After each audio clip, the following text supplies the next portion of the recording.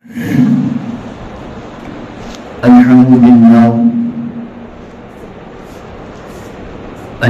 لله رب العالمين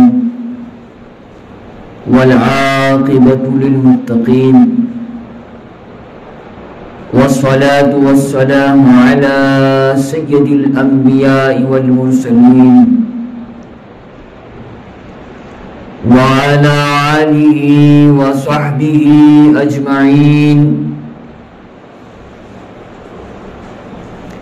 من علينا ربنا إذ بعث محمدا أيده بأيده أيدنا بأحمدا. أرسله مبشرا أرسله ممجدا. صلوا عليه دائما صلوا عليه سرمدا. أما بعد فأعوذ بالله من الشيطان الرجيم. بسم الله الرحمن الرحيم. قل هو الله أحد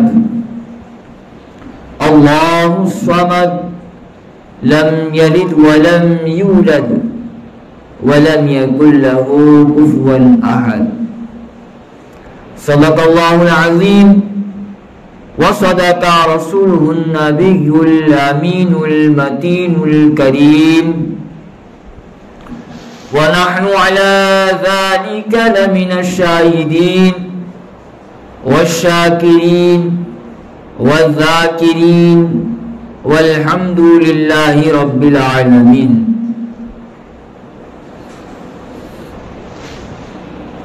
معظم و مکرم برادران ملت اسلامیہ،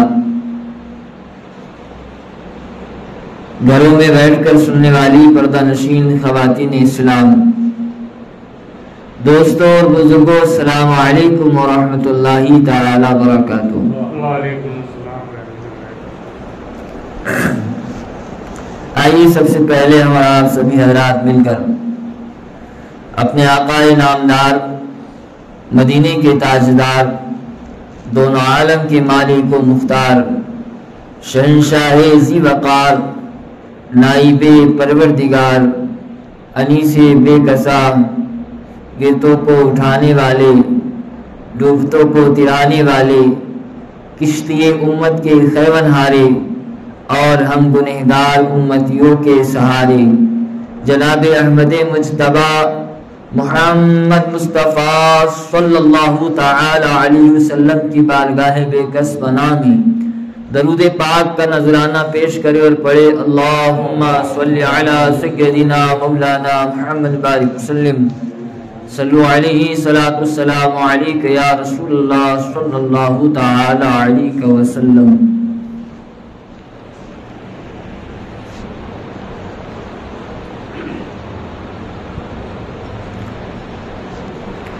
وہاں کیا جود و کرم ہے شہ بدہا تیرا، وہاں کیا جود و کرم ہے شہ بدہا تیرا، نہیں سنتا ہی نہیں مانگنے والا تیرا، نہیں سنتا ہی نہیں مانگنے والا تیرا۔ اور فرش والے تیری شوکت کا علو کیا جانے، یا رسول اللہ فرش والے تیری شوکت کا علو کیا جانے، خسروا عرش پہ اڑتا ہے فریرا تیرا۔ اور میں تو مالک ہی کہوں گا، میں تو مالک ہی کہوں گا کہ ہو مالک کے حبیب، میں تو مالک ہی کہوں گا کہ ہو مالک کے حبیب، یعنی محبوب و محب میں نہیں میرا تیرا، یعنی محبوب و محب میں نہیں میرا تیرا۔ برادران ملت اسلامیہ، جمعۃ المبارک کا مبارک دن، اللہ کی رحمتیں برکتیں اس کائنات میں بے شمار برسائی جا رہی ہیں، اور ہم بھی دعا کرتے کہ مولا تعالی ان رحمتوں اور برکتوں کے کچھ قطرات ہم کو بھی نصیب ہو جائے۔ قرآن مقدس اللہ رب العزت نے اپنے محبوب سے ارشاد فرمایا، قل هو اللہ احد، اے محبوب آپ فرما دیجئے کہ اللہ ایک ہے، اللہ ایک ہے۔ اے محبوب آپ فرما دیجئے کہ اللہ ایک ہے۔ میرے پیارے، ہم اہل اسلام، ہمارا عقیدہ کہ اللہ ایک ہے، وہی عبادت کے لائق ہے، اس کے سوا کوئی عبادت کے لائق نہیں۔ وہ اپنی خدائی میں اکیلا ہے، تنہا ہے، اس کی خدائی میں کوئی اس کا ساجی یا ساتھی دار نہیں۔ دنیا کی نہیں، کائنات کی ہر چیز کو اسی نے پیدا کیا، مگر اس کو کسی نے پیدا نہیں کیا۔ اس کے چاہنے سے سب کچھ ہوتا ہے، بغیر اس کے چاہے ذرہ تک ہل نہیں سکتا، یہ ہمارا ایمان ہے۔ لیکن دور رسالت میں یا اس سے پہلے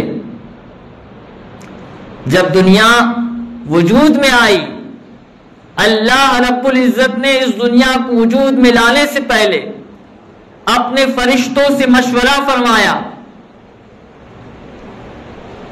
فرمایا ہے فرشتوں، میں دنیا میں اپنا خلیفہ بنانا چاہتا ہوں۔ فرشتوں نے عرض کیا کہ مولا، وہ دنیا جس میں تو نے پہلے جن کی جماعت تو بھیجا تھا، انہوں نے کیا کیا؟ انہوں نے آپس میں خون ریزی کی، جھگڑے کیے، فساد کیے۔ اے مولا، اے رب کریم، اب تو کسی انسان کو اس کی تخلیق کر کے دنیا میں بھیج کر خلیفہ بنانا چاہتا۔ اللہ تعالی نے ارشاد فرمایا، اے فرشتوں،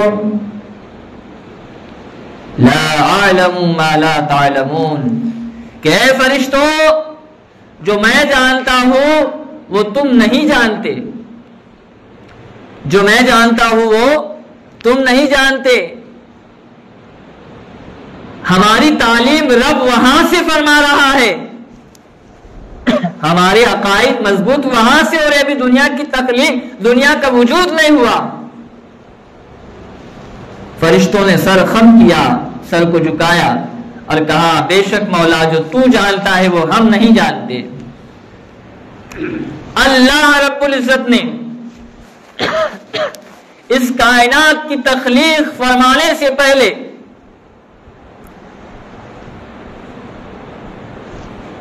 اور تخلیق فرمانے کے بعد حضرت آدم علیہ السلام کی تخلیق فرمائی، فرشتوں کو حکم دیا۔ قرآن مقدس کا بیان ہے، مفہوم سنا رہا ہوں۔ فرشتوں کو حکم ہوا کہ زمین پر جاؤ اور الگ الگ حصوں سے مٹی لے آؤ، یہ مفہوم ہے۔ دنیا میں قرآن مقدس کے کئی ہزار مفسرین گزرے ہیں جنہوں نے اپنے اپنے انداز میں قرآن کی تفسیر فرمائی ہے، اور کئی محدثین گزرے ہیں جنہوں نے اپنے اپنے انداز میں حدیثوں کی تفسیر فرمائی ہے۔ قرآن کا بیان ہے، رب نے اپنے فرشتوں کو بھیجا، زمین سے مٹی اٹھا لے آؤ۔ روایت میں آتا ہے کہ 4 الگ الگ حصوں سے مٹی کو اٹھایا گیا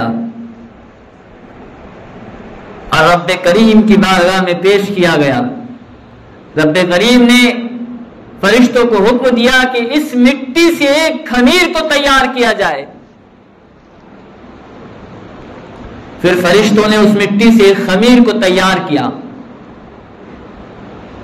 ہم مسلمان تو ضرور ہیں، لیکن ہم وجود دنیا نہیں جانتے، اکثر و بیشتر نہیں جانتے۔ بہت سے ایسے مسلمان ہیں جو سب جانتے اور بہت سے ایسے ہیں جو کچھ نہیں جانتے، مگر ہم کو جاننا چاہیے۔ اللہ رب العزت نے فرشتوں کو حکم دیا خمیر تیار کیا جائے، خمیر تیار کیا گیا۔ بڑی گہری روایت ہے کہ جب خمیر تیار ہو گیا تو کچھ دنوں تک اس خمیر کو ہوا میں سکھایا گیا۔ جب خمیر سوکھ گیا تو اسے گرمی سے گرم کیا گیا، سیکا گیا، اور کئی دنوں تک اس پہ بارش برسائی گئی۔ اس طرح ایک سے زائد عناصر اس میں شامل کیے گئے۔ عنصر کہتے ہیں جز کو عنصر، اور عناصر کہتے ہیں عنصر کی جمع کو، یعنی اگر ایک ہو تو عنصر ہے اور ایک سے زیادہ ہو تو عناصر ہے۔ اس طرح روایت میں آتا ہے کہ خمیر انسانیت یعنی حضرت آدم علیہ السلام کا خمیر مبارک کو 4 عنصر سے بنایا گیا۔ کتنے عنصر سے؟ عناصر اربع سے، یعنی 4 عنصر سے۔ اب 4 عنصر کیا ہے؟ مٹی تو مٹی ہوتی ہے، اس میں 4 کیسے شامل کیے گئے؟ روایت میں آتا ہے کہ زمین کے 4 حصے اس دور میں الگ الگ تھے جبکہ دنیا میں انسان مبعوث نہیں ہوا تھا، اور چاروں کی شکل و صورت، رنگ و غایت الگ الگ تھی، یعنی کوئی مٹی لال تو کوئی کالی، کوئی سفید، آج بھی پائی جاتی، اور کسی کی تاثیر گرم، ٹھنڈی یا ہوا جیسی آج بھی پائی جاتی۔ اس طرح انسانیت کا خمیر یعنی حضرت آدم علیہ السلام کا خمیر مبارک کو عناصر اربع سے تیار کیا گیا۔ پھر روایت میں آتا ہے کہ 40 دن تک قرآن کا مفہوم ہے۔ اکثر کیا ہوتا ہے، 4 ایسی جگہ ہیں جہاں مسلمان مفتی بننے کو تیار ہو جاتا ہے۔ 4 ایسی جگہ ہیں۔ ایک، جب کہ مسلمان قبرستان میں کسی کے جنازے میں شامل ہوتا ہے تب بڑا مفتی بن جاتا ہے، ارے پیر ایسے نہیں، سر ایسا نہیں، ادھر سے کھولو ادھر سے باندھو، صحیح ہے نا؟ آپ نے بھی دیکھے ہوں گے۔ دوسرا، جب جمعہ کے اندر ہفتے میں ایک بار شریک ہوتا ہے تو امام صاحب نے ایسا بولے، ویسا بولے، کیسا بولے۔ تیسرا، جب وہ کسی کے یہاں شادی میں جاتا ہے تو یہ یہاں نہیں باندھتے، وہ وہاں نہیں باندھتے۔ اور چوتھا، جب وہ عیدگاہ میں سال میں ایک بار جاتا، ارے کچھ لوگ تو ادھر کعبے کی طرف ہی نہیں تھے، وہاں سے تو سب ٹوٹ رہی تھی، نماز ہی نہیں ہوتی کسی کی۔ یہ 4 ایسے وقت ہیں جب انسان بہت بڑا علم والا بن جاتا۔ اب 5واں یہ ہے کہ جب کوئی ایسی بات جو اس نے زندگی میں کبھی نہ سنا یا نہ سنایا گیا، تب وہ غور و فکر کرنے لگتا کہ ایسا بھی ہے۔ حضرت آدم علیہ السلام کے تعلق سے آتا ہے کہ رب تبارک و تعالی نے اپنے فرشتوں کو حکم دیا، خمیر تیار کیا گیا، اس پر عناصر اربع کو استعمال کیا گیا، اور اس کے بعد رب تبارک و تعالی نے 40 دن تک اس پر غم کی بارش عنایت فرمائی۔ غم کی بارش کتنے دن تک؟ 40 دن تک۔ اور جب 41واں دن ہوا تب اس پر خوشی کی بارش ہوئی۔ تھوڑا سا ہم ہٹ کر جاتے ہیں، بزرگان دین فرماتے کہ یہی وجہ ہے کہ انسان پریشان زیادہ رہتا ہے، خوش کم ہوتا ہے۔ انسان کی پریشانی اچھے وقتوں میں بھی ہوتی ہے، برے وقتوں میں بھی ہوتی ہے۔ کبھی تو انسان جنازہ دیکھ کر پریشان ہوتا ہے، اور کبھی ایسا ہوتا ہے کہ کسی کی شادی سے بھی پریشان ہو جاتا ہے۔ یہی وجہ ہے۔ آگے چلتے ہیں۔ اللہ رب العزت نے اپنے حکم سے، اپنی شان ربوبیت سے، اپنے رب ہونے کی شان سے اس خمیر میں روح کو داخل فرمایا۔ قرآن کا بیان ہے۔ اور یہ بھی ہے کہ جب روح داخل ہوتی تو باہر آ جاتی، پھر داخل کر دیا جاتا، پھر باہر آ جاتی۔ اور اس روح کو اس خمیر کے اندر تسکین کب ملتا؟ روایت میں آتا ہے کہ سرکار دو عالم صلی اللہ علیہ وسلم کے وسیلے سے اس روح کو تسکین دی جاتی، سکون دیا جاتا، تب جا کر اس خمیر میں ٹہلتی۔ پھر اللہ تعالیٰ کے حکم سے حضرت آدم علیہ السلام کو جنت میں رکھا جاتا۔ یہی تو شروعات ہے، ہمارے آدم پیدا ہوں گے تبھی تو ہم پیدا ہوں گے، تبھی تو انبیاء اکرام دنیا میں تشریف لائیں گے۔ حضرت آدم علیہ السلام کو جنت میں رکھا جاتا، کئی ہزار سال حضرت آدم علیہ السلام جنت میں رہتے۔ میرے پیارے، وجہ ربوبیت میں اللہ تعالی کی وجہ شامل تھی، حکم شامل تھا۔ اس حکم کے تحت حضرت آدم علیہ السلام کو ایک وجہ سے زمین پر بھیجا جاتا، اور جب آپ زمین پر تشریف لائے تو اللہ کی محبت میں، جنت کی یاد میں، ذکر خدا میں اتنے گم رہے کہ آپ کو پتہ ہی نہیں چلا کہ آپ دنیا میں آئے۔ روتے رہے، افسوس کرتے رہے۔ پھر سرکار دو عالم صلی اللہ تعالی علیہ وسلم کا وسیلہ پیش کیا۔ اچھا، یہ کیسے ہوا کہ ابھی دنیا میں تشریف نہیں لائے، خمیر تیار ہوا، ابھی دنیا میں تشریف نہیں لائے، جنت میں رہے، ابھی دنیا میں تشریف نہیں لائے تو سرکار کا وسیلہ پیش کر رہے، ایسے کیسے ہوا؟ تو میرے پیارے، حدیث پاک میں ہے، میرے آقا ارشاد فرماتے ہیں کہ اللہ تعالیٰ نے اپنے نور کے حصے فرمائے، اور ان حصوں میں سے ایک حصے سے دنیا کو قائم فرمایا، اور ایک حصے سے سرکار دو عالم صلی اللہ علیہ وسلم کے ہستی کو پیدا فرمایا، اور پھر اس نور کو ایک مبارک صندوق میں رکھا گیا، اور اس صندوق کو جنت کے ایک مخصوص حصے میں رکھا گیا۔ یہ ہماری تاریخ ہے جو قرآن بیان کرتا ہے۔ پھر تخلیق آدم ہوئی، پھر خمیر آدم بنا،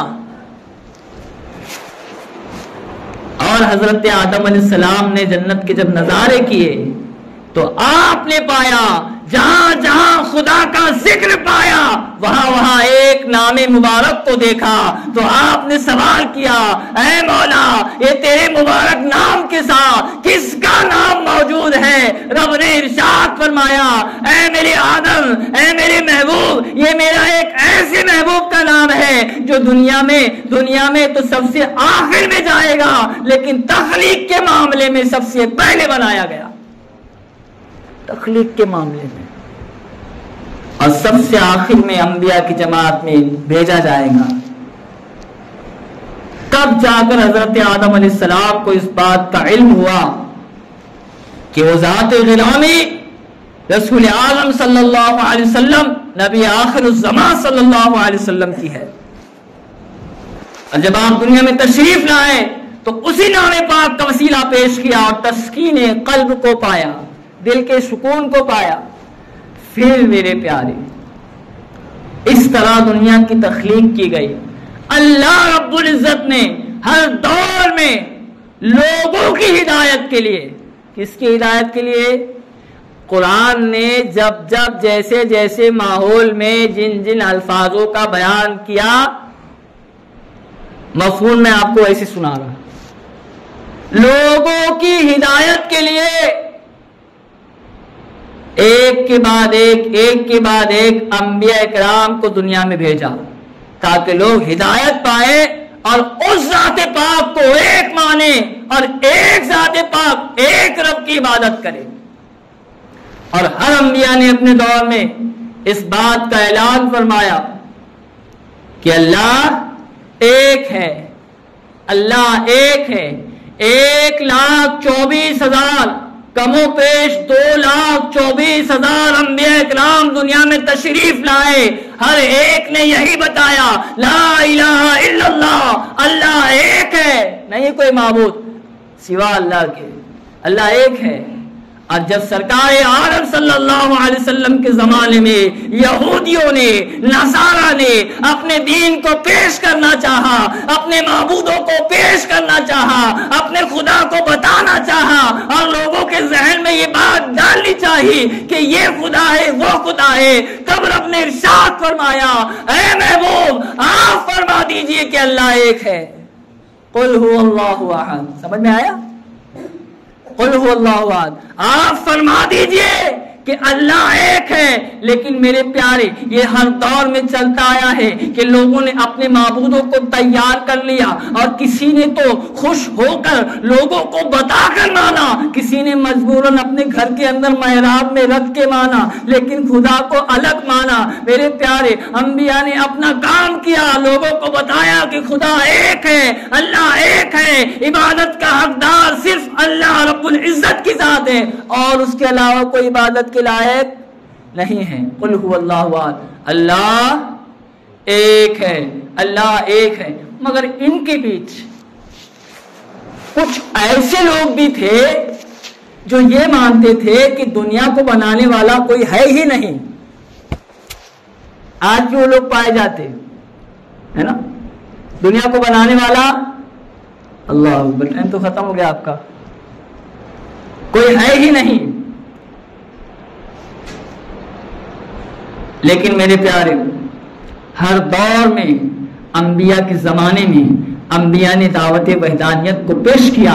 انبیاء کی بات، وہ کام آقا کریم صلی اللہ علیہ وسلم کے صحابہ نے سنبھالا، صحابہ کے بعد میں تابعین نے سنبھالا، تابعین کے بعد میں تبع تابعین نے، اس طرح یہ سلسلہ با سلسلہ بس اس بات کے لیے دنیا میں آیا اور اس بات کے لیے دنیا سے گیا کہ اللہ ایک ہے، اللہ ایک ہے، اور اس ایک اللہ کی عبادت کے اعلان کے لیے، اس ایک اللہ کی عبادت کی دعوت کے لیے دنیا میں انبیاء تشریف لائے، انبیاء کے صحابہ تشریف لائے، صحابہ کے تابعین تشریف لائے، تابعین کی تبع تابعین تشریف لائے، اور اللہ نے اسی بات کو پھیلانے کے لیے اپنے بندوں میں سے کچھ چنندہ بندوں کو اپنی ولایت عطا فرمائی، پھر ان ولیوں نے اس بات کی تبلیغ کی۔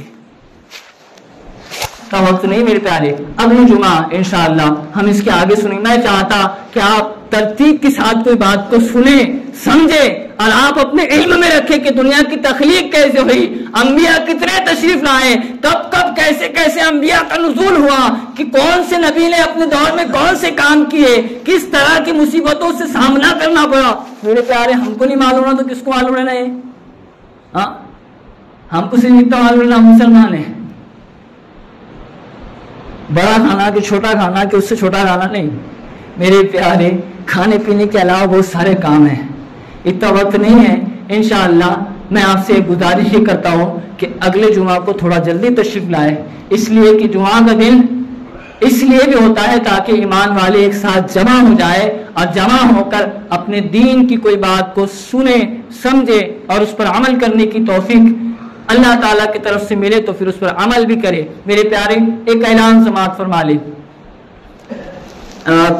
کچھ دنوں سے شاید مدرسہ بند ہے یہاں کا، میں آپ سے گزارش کرتا ہوں کہ اب مدرسہ کل سے شروع ہو جائے گا، آپ اپنے بچوں کو تاکید کے ساتھ مدرسے میں بھیجیں، اور اپنے بچوں کا گھر پر بھی خیال رکھیں، پڑھ رہے کہ نہیں پڑھ رہے، کم سے کم ہمارے بچے قرآن کو سمجھنے والے تو ہو جائے، ہے نا، تاکہ ان کا ایمان سلامت رہے، ہے نا۔ مدرسے میں آپ بھیجیں ان کو۔ میں آپ سے گزارش کرتا ہوں کہ اپنے بچوں کی دنیاوی تعلیم کے ساتھ ساتھ دینی تعلیم پر بھی دھیان دیں، اور اگر آپ صرف دینی تعلیم کا ذہن رکھتے ہیں تو دینی تعلیم کے ساتھ ساتھ دنیاوی تعلیم کا بھی دھیان رکھیں۔ اللہ رب العزت مجھے اور آپ کو عمل خیر کی توفیق عطا فرمائے۔ السلام علیکم ورحمۃ اللہ وبرکاتہ۔